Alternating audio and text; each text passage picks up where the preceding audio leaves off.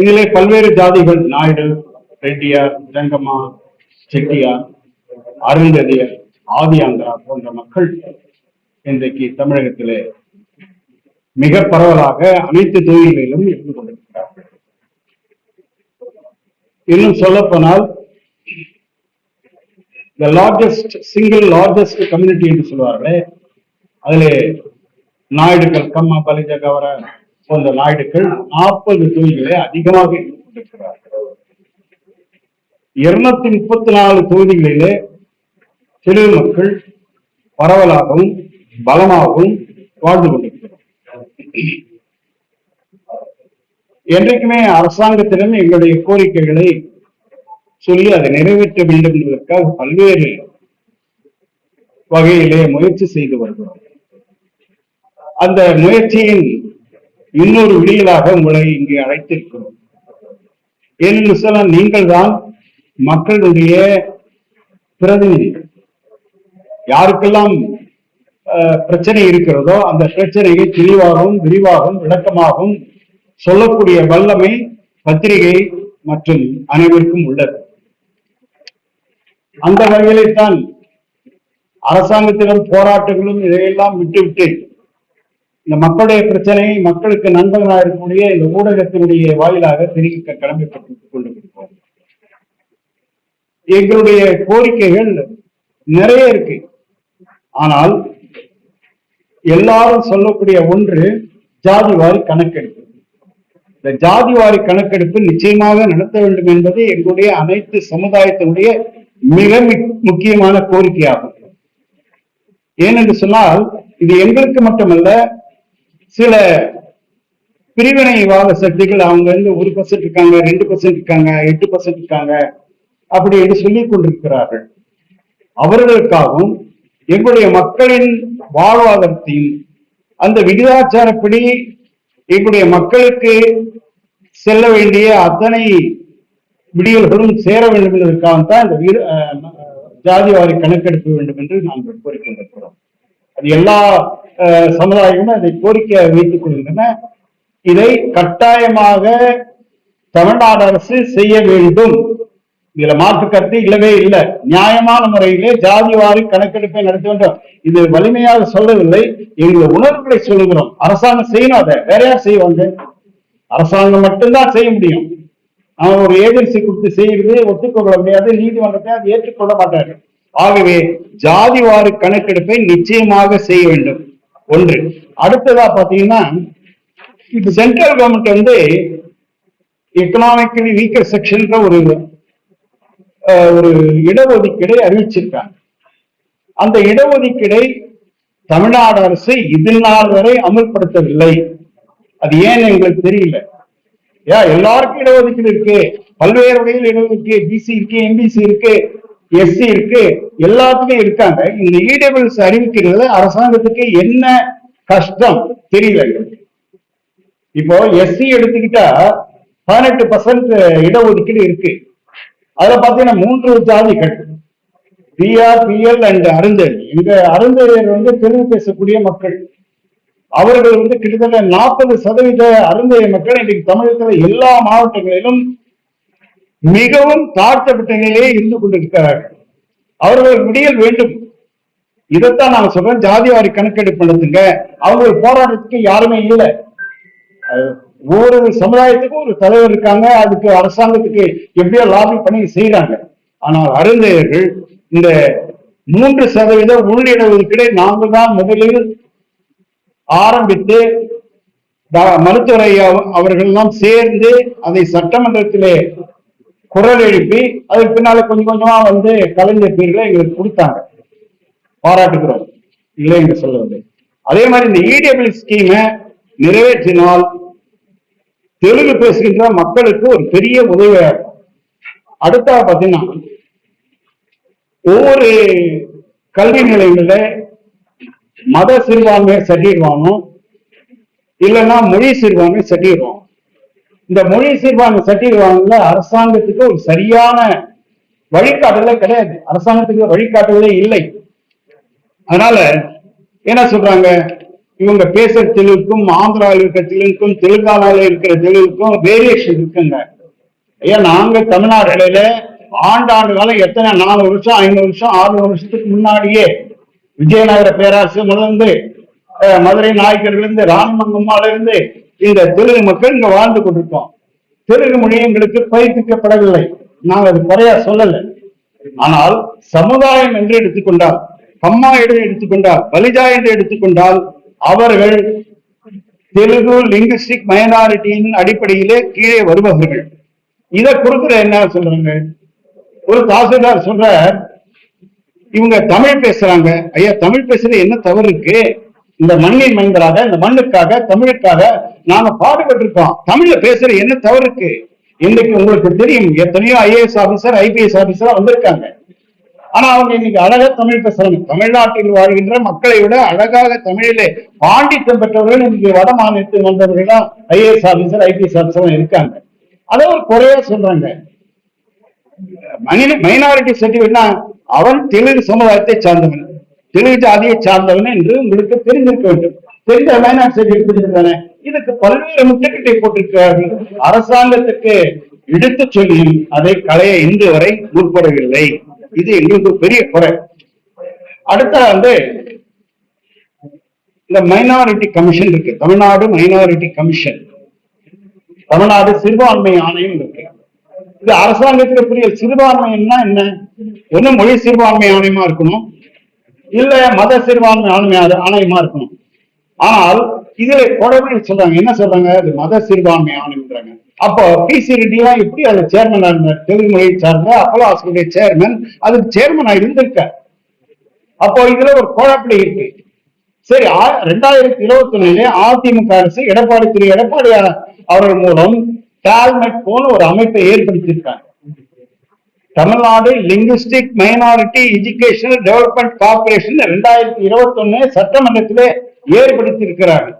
ஆனால் இந்த மதிப்புரிய மாண்புமிகு ஸ்டாலின் அரசு ஏற்ற பிறகு அதை அது வேண்டாம், நாங்க 4 பேரை இந்த சிறுபான்மை ஆணையத்திலே மொழி சிறுபான்மையை சேர்ந்த 4 பேரை நீங்க போடுங்க, தெலுங்கு மலையாளம் கன்னடா உருது போன்றவர்களை நீங்கள் அந்த ஆணையத்திலே போடுங்கள், அதுல ஒரு வைச்சாரம் ஏற்படுத்தணும். 2.5 வருஷத்துக்கு முன்னாடி மாண்புமிகு முதல்வர்கள் சொல்லிட்டாரு.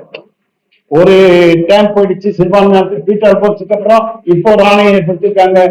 எங்களை கண்டுக்கவே இல்லை அரசாங்கம். அந்த அரசாங்கத்துல மந்திரியா இருக்கவர், மாண்புமிகு மந்திரியா இருக்கவர் கூட சிறுபான்மைன்னா என்ன தெரியல, ஏன் இவங்க சேர்க்க கூடாதுன்னு சொல்ல முடியும். இப்ப கேட்டா என்ன சொல்றாங்க, சட்டசபையிலே தீர்மானம் நிறைவேற்ற வேண்டும் என்று சொல்லிக் கொண்டிருக்கிறார்கள். இது என்ன குழப்பமா இருக்கு? ஏன் சட்டத்தை ஆல்ரெடி PCLD போன்றவர்கள் தெலுங்கு மொழியை சார்ந்தவர்கள் அதுல பொறுப்பாளர்களாக இருந்திருக்கிறார்கள். அப்ப இது என்ன குழப்படி? ஒண்ணு மத சிறுபான்மை வைங்க, மொழி சிறுபான்மை வைங்க, இல்ல பழையபடி 2021 அதிமுக ஏற்படுத்த என்ன இதை தவிர மக்களுக்கு நல்லது வரணும். அது எந்த அரசாங்கம் செஞ்சாலும் பரவாயில்ல, எங்களுக்கு என்ன பிரச்சனை? அது அதிமுக எந்த அரசாங்கம் பண்ணாலும் எங்களுக்கு கவலை இல்லை. இதை ஏன் மறுக்கிறீர்கள்? அப்ப இதை மறுக்கிறீங்கன்னா உங்களுக்கு உள்நோக்கம் இருக்கிறது, இந்த தெலுங்கு மக்களை புறக்கணிக்கின்ற உள்நோக்கம் இருக்குன்னு தான் நாங்க ஃபீல் பண்றோம். கிட்டத்தட்ட 30 ஆண்டுகள் எந்த முதலமைச்சர் சந்திக்கும் பார்த்தா ஈஸியா சந்திப்போம். கலைஞரா இருந்தாலும் அம்மையார் ஜெயலலிதாவும் சந்திக்க முடிஞ்சது. ஆனால் இப்பொழுது 3 வருஷமா அவங்களுக்கு லெட்டர் போட்டிருக்கோம், CM செக்ரட்டரி கொடுத்திருக்கோம், எல்லாருக்கும் கொடுத்து எதுவுமே நடக்கல. அப்படின்னா என்ன, ஒரு சாதாரண குடிமகன் எங்களுடைய சமுதாய பிரச்சனைகளை இந்த அரசாங்கம் அழைத்து பேச வேண்டுமா வேண்டாமா? அப்ப பேசலாம் மன குமுறல் வரும். எப்படி நாங்க அமைதியா இருந்துட்டு நீங்க பாட்டு தட்டிட்டே இருப்பீங்க, கூட்டிகிட்டே இருப்பீங்க. அப்போ எங்களுடைய தெலுங்கு மக்களுடைய பிரச்சனைகள் எப்ப வெளியே வருது? ஒண்ணு 24 MLA இருக்காங்க, தெலுங்கு மொழியை சார்ந்தவர்கள் 24 MLAக்கள் இன்றைக்கு தமிழ்நாடு சட்டமன்றத்தில் இருக்காங்க. ஆனால் அவர்கள் மக்களை பற்றி கவலைப்படல.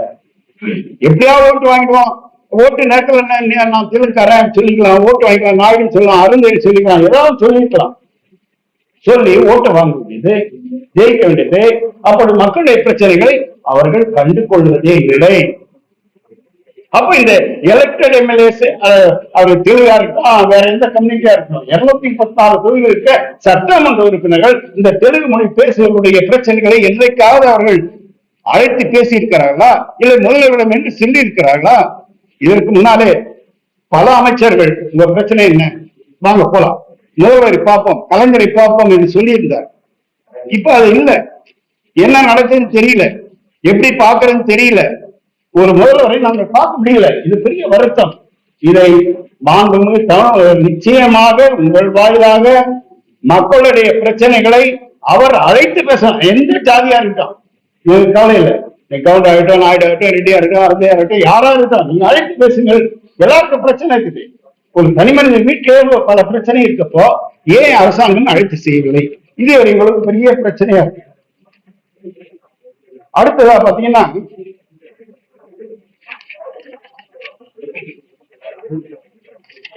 இன்னொரு பெரிய பிரச்சனை வந்து பல்வேறு இயக்கங்கள், நான் யாருன்னு சொல்ல மாட்டேன், தமிழ் தேசிய இயக்கங்கள் சொல்லிக் கொண்டிருப்பவர்கள் தெலுங்காரா வந்தேரி, நாயுடு வந்தேரி, அருந்தயம் வந்தேரி, என்ன அது எனக்கு ஒண்ணும் புரியல.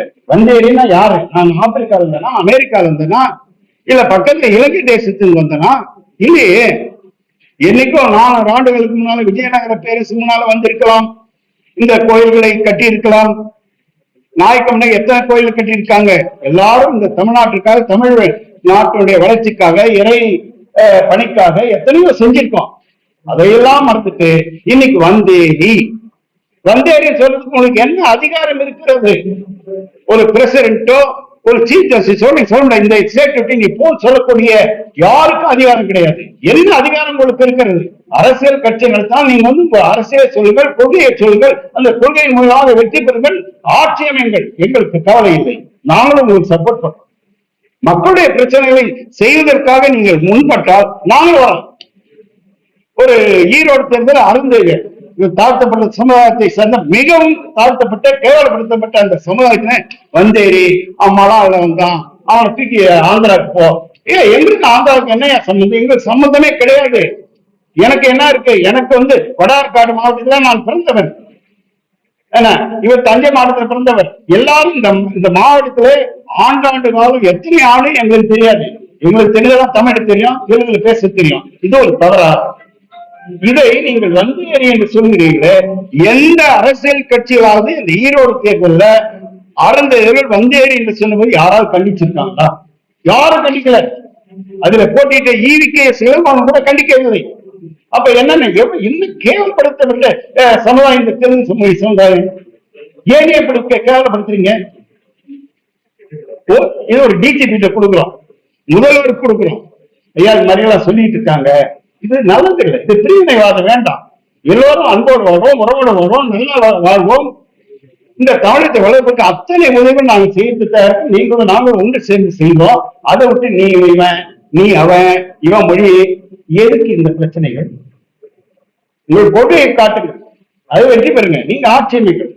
ஆனால் இது வந்து இந்திய அரசியல் சாசன சட்டத்தின்படி யார் வேண்டுமானால் இந்திய நாட்டை சேர்ந்த குடிமகன் எங்க வேணா வாழலாம், எங்க வேணா இருக்கலாம், எங்க வேணா போட்டி போடலாம். நான் அதுக்காக போட்டி போட்டு நான் தான் சிஎம் வரப்போறேன், ஆந்திரம் தெலுங்காரெல்லாம் சிஎம் வரணும் அப்படின்றது எங்களுடைய கொள்கை அல்ல. எங்களுடைய கொள்கை நல்ல தமிழ்நாடு, நல்ல மக்கள், அந்த அந்த மக்களுடைய பிரச்சனைகளை நாங்கள் ஒன்று சேர்ந்து பாடுபட வேண்டும். எங்களுடைய மக்களுக்கு பிரச்சனை என்று வந்தால் அரசாங்கத்தை தான் நாடணும், வேற எப்படி நாட முடியும்? அதை தயவு செய்து நீங்கள் பத்திரிகைகளாக எடுத்து சொல்ல வேண்டும் என்று கேட்டுக்கொள்கிறோம். அடுத்ததா பாத்தீங்கன்னா, இன்னைக்கு தமிழ்நாட்டுல நிறைய கோயில்கள் அது கட்டியது மதுரை நாயக்க மன்னர்கள், ராணி மங்கம்மாள், யாரோட கட்டி இருக்கலாம். ஆனால் இன்றைக்கு அந்த கோயில்களுக்கு அறங்காவலர்களை போடணும்னு சொல்றோம். எல்லாருக்கும் போடுங்க, எந்த சமுதாயத்தை போடுங்க. அப்ப எங்க சமுதாயத்தில் இருக்க நாயகர்கள், ரெட்டியார்கள், இவங்க தான் எவ்வளவு பேர் இருக்காங்க, அருந்து இருக்காங்க.